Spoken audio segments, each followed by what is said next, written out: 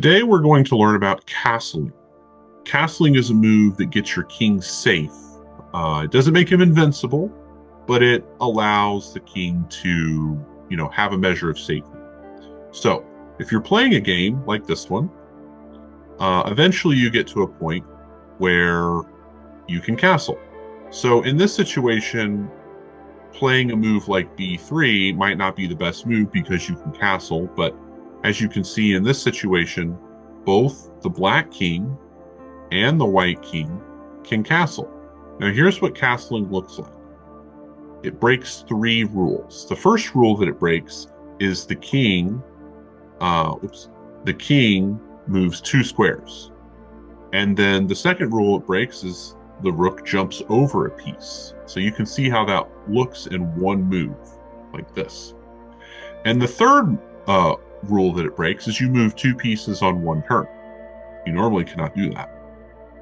So castling on the king side looks like this for white, and for black it looks like this.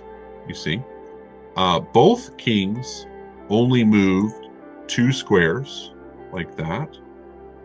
Okay, let's see, we're going to move the king 2 squares, but you'll notice that for white there is only 1 blank square under his castle position, whereas with black there's 2. And that's because before you castle, sorry about that, I made an error on my screen switching. And that's because when you castle on the king side, there are 2 squares between your king and the rook. And when you castle on the queen side, there are 3 squares between the king and the rook. But note, just because there's 3 squares, that does not mean that you move the king 3 squares. You do not do that. You move the king over 2 squares, whether you're castling king side or queen side. It doesn't matter. So, how do you castle king side? Well, you have to get the pieces out from between your king and rook. You cannot castle if there's any pieces there, no matter what color they are. So for example, here we go. Both sides are moving their pieces, and both sides were able to castle. I also have another example. You could move things a little differently, but at the end it's kind of the same thing.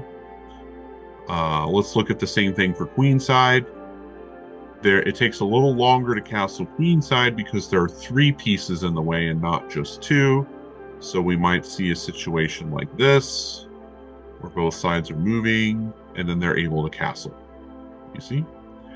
Now, castling has a couple of rules, like any other chess strategy or move that you can do. The first one is you cannot castle if you are in check. So for example, if black uses their bishop to check the white king cannot castle. You'll notice it will not let me do it because that breaks a rule. Now I can move the king over 1 square, or I could move the king up or the other direction. All those moves are allowed. Those would be fine.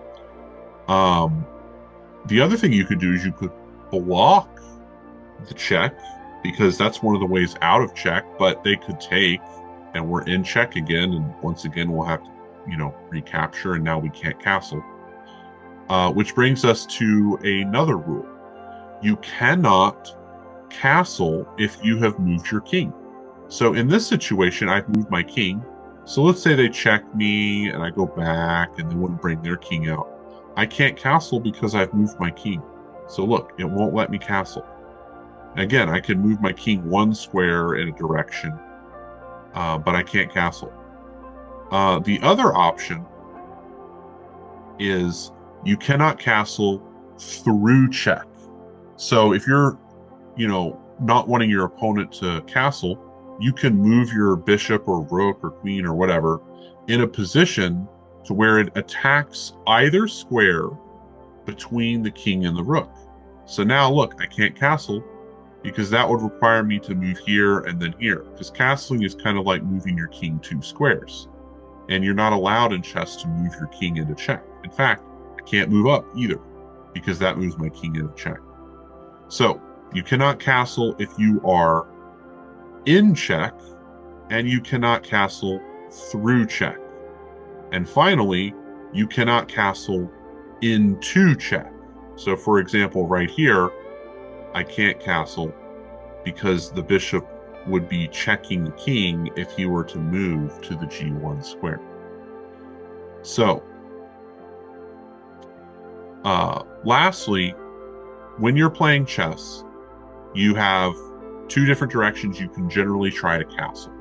And in this simple position, both sides can castle in different directions. But for example, let's say white castled here. Well, now black cannot castle on the queen side because black would be moving their king through check. But they still can castle on the king side because nothing is stopping them from castling on the king side. The other option is you could also move your rook, which stops black from castling king side.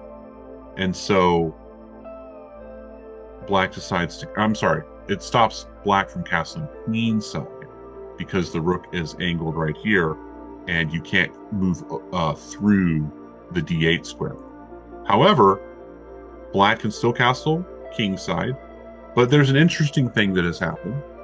The white king also cannot castle queen side because they've moved their queen side rook, but they can still castle by moving king side because neither the rook or the king side rook or the king have moved, so therefore you can still castle on this side of the board. So those are all of the rules from castling or for castling, and it's important that you learn them because it's about getting your king safe.